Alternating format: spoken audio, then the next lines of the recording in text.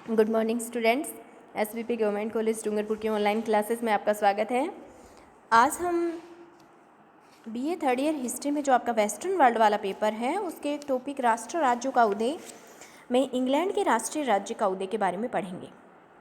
इसकी ऐतिहासिक पृष्ठभूमि के बारे में हम सबसे पहले पढ़ते हैं। तो हम देखते हैं कि 5वीं सदी के अंत में जो जर्मन कबीले थे, जैसे आंगल, सैक्सन, जूट, ये कुछ जर्मन कबीले थे। ये जर्मनी से आकर इंग्लैंड में बस गए थे और यहाँ पर आकर इन्होंने अपनी सरकार भी स्थापित कर ली थी। फिर इन कबीलों में आपस में संघर्ष चलने लगा, जिसकी वजह से इंग्लैंड में अराजकता की स्थिति बन गई थी। 9वीं शताब्दी में वेसेक्स के राजा एग्बर्ट के नेतृत्व में एक आंगल सैक्सन राज्य उदित हुआ। एग्बर्ट ने अन्य राज्यों को भी अपने राज्य में मिलाया और एक केंद्रीय सत्ता स्थापित करने की कोशिश की। फिर 871 ईस्वी में यानी 871 ईस्वी में एल्फ्रेड महान इंग्लैंड का राजा बन गया था। एल्फ्रेड महान ने देश को एक अच्छा शासन प्रदान किया था। उसने कानून व्यवस्था में सुधार किया, कुशल कारीगरों को यूरोपीय राज्यों से इंग्लैंड में लाकर बसाया, शिक्षा के विकास के लिए भी कदम उठाए।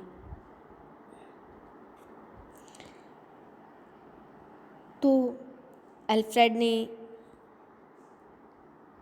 एक अच्छी शासन व्यवस्था बनाने के लिए काफ़ी प्रयास किए थे। 1066 ईस्वी में नॉर्मंडी के विलियम ने नॉर्मन सामंतों का नेतृत्व करते हुए आंगल सैक्सन राज्य को खुद छीन लिया और विलियम ने सैक्सन कबीले के जितने भी सामंत थे उनका दमन कर दिया। नॉर्मन सामंतों को भी कठोर नियंत्रण में रखा अपने और अपनी केंद्रीय सत्ता को दृढ़ बनाया।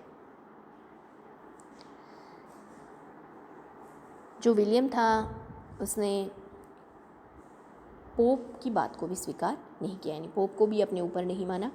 पोप का राजनीतिक संप्रभु बनने से भी उसने मना कर दिया। जो विलियम राजा था उसने अपने सामंतों के अधीन जो सेवक थे, नाइट थे, उनकी सीधी स्वामी भक्ति प्राप्त करने का अधिकार ले रखा था। जबकि अन्य देशों में राजा के पास सामंतों के जो अनुचर होते थे, नाइट होते थे, सेवक होते थे, उनकी सीधी निष्ठा प्राप्त राजा को नहीं होती थी।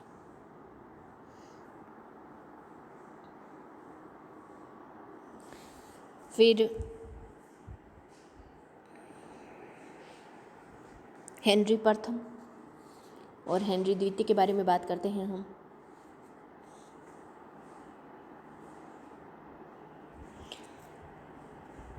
जो हेनरी प्रथम व हेनरी द्वितीय थे, इनके समय में जो सैक्सन व नॉर्मन जातियां थीं उनमें वैवाहिक संबंध कायम हुए, जिससे इन पीढ़ियों में भावनात्मक एकता बढ़ गई थी और अब ये दोनों ही भाषा के रूप में अंग्रेजी भाषा को काम में लेने लग गए। यही अंग्रेजी भाषा जल्दी ही स्कूल व न्यायालयों की भाषा बन गई। तो जर्मन जातियों और नॉर्मनों के मिश्रण से एक शक्तिशाली राष्ट्रभाषा और एक शक्तिशाली राष्ट्र का निर्माण हो गया था। हेनरी प्रथम और हेनरी द्वितीय ने सुधार कार्य भी किए थे। जैसे हेनरी प्रथम ने घुमंतु न्यायाधीशों की नियुक्ति की ताकि जनता को जल्दी न्याय मिल जाए। हेनरी द्वितीय ने भी कानून और न्याय के क्षेत्र में सुधार किया और हेनरी द्वितीय के अध्यादेशों ने सामंतों व चर्च के न्यायालयों के महत्व को कम करके राजकीय न्यायालयों की गरिमा को स्थापित किया।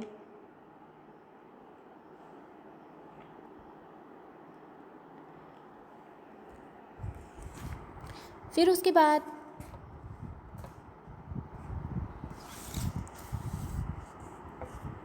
इंग्लैंड में 1199 ईस्वी में इंग्लैंड के सिंहासन पर बैठा जॉन। जोन बहुत क्रूर शासक था।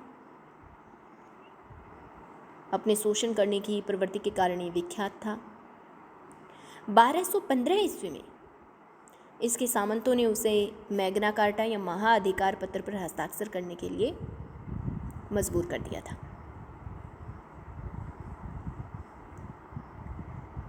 ये जो मैग्ना कार्टा था, इसने राजा की जो सामंतों की संपत्ति और विशेषाधिकारों को बदलने की जो शक्ति थी उसको बहुत सीमित कर दिया था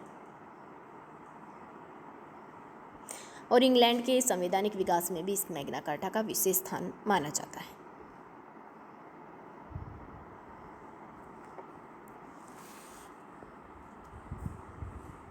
(1204 ईस्वी में नॉर्मंडी क्षेत्र अंग्रेजों के हाथ से निकल गया था। हेनरी तृतीय के समय में पोप के अधिकार का बहुत ज़्यादा विरोध किया जाने लगा और अब जो देश का प्रशासन था उसमें नगर और जिलों के प्रतिनिधि भी बुलाए जाने लगे थे। निर्वाचन प्रणाली की शुरुआत हो गई थी। एडवर्ड प्रथम जो शासक था उसके समय में राष्ट्रीय राज्य और राष्ट्रीय शासन स्थापित करने का प्रयास किया गया था। 1295 ईस्वी में एडवर्ड प्रथम ने संसद को बुलाया, जिसे मॉडल पार्लियामेंट कहते हैं। इसके 4 सदन थे: सामंत, पादरी, कुलीन वर्ग और नगरों के प्रतिनिधि।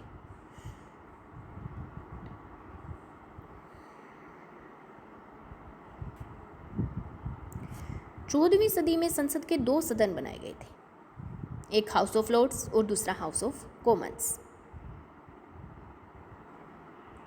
हाउस ऑफ लॉर्ड्स में सामंतों के प्रतिनिधि होते थे और जो हाउस ऑफ कॉमन्स होता था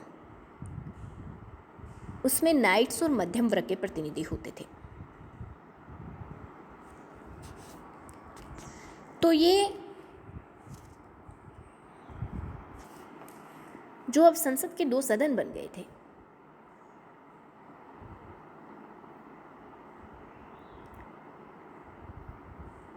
इनमें अब मध्यम वर्ग के लोगों का प्रतिनिधित्व भी नजर आने लग गया था। अब हम बात करते हैं गुलाबों का युद्ध के बारे में। हम देखते हैं कि 14वीं सदी में इंग्लैंड और फ्रांस के बीच में जो 100 वर्षीय युद्ध हुआ था उसका मूल कारण था राष्ट्रीय भावना। इंग्लैंड के जो राजा थे उन्होंने ये युद्ध लड़ने के दौरान भाड़े के सैनिकों को काम में लिया था। साथ साथ अंग्रेज सामंत और उनके अनुचर भी लड़े थे। कई बार अंग्रेजों को विजय भी मिली, पर आखिर में वो हार गए और उन्हें फ्रांस से वापस आना पड़ा। फिर ये अंग्रेज सामंत आपस में लड़ने झगड़ने लग गए और इनके लड़ने झगड़ने से अराजकता की स्थिति उत्पन्न हो गई। इन्होंने अपने देश को लूटना शुरू कर दिया। फिर हम देखते हैं कि 15वीं सदी के उत्तरार्ध में इन अंग्रेज सामंतों के 2 गुट बन गए। एक गुट तो लंकास्टर कुल का समर्थक था और दूसरा गुट यार्क कुल का समर्थक था। दोनों ही जो गुट थे वो देश की शासन सत्ता को अपने अधिकार में लेना चाहते थे और दोनों का ये संघर्ष 1455 ईस्वी से 1485 ईस्वी तक चला। जो लंकास्टर कुल था उसका चिन्ह था लाल गुलाब और यार्क कुल का चिन्ह था सफ़ेद गुलाब। इस कारण इस युद्ध को गुलाबों का युद्ध के नाम से जाना जाता है। अब जब ये लड़ाई हुई तो इसके दौरान जो शक्तिशाली सामंत थे वो विघटित होने लगे, कमज़ोर होने लगे जिसके कारण हेनरी ट्यूर, जिसे हेनरी सप्तम भी कहते हैं, वो सिंहासन पर बैठ गए और एक नए राजवंश ट्यूर राजवंश का उदय हुआ।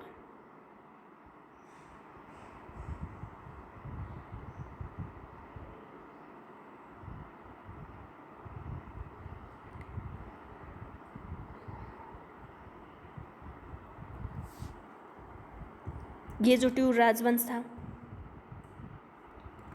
ट्यूडर वंश भी कहते हैं इसको, इसने इंग्लैंड में एक शक्तिशाली गरिमामय शासन परंपरा शुरू की थी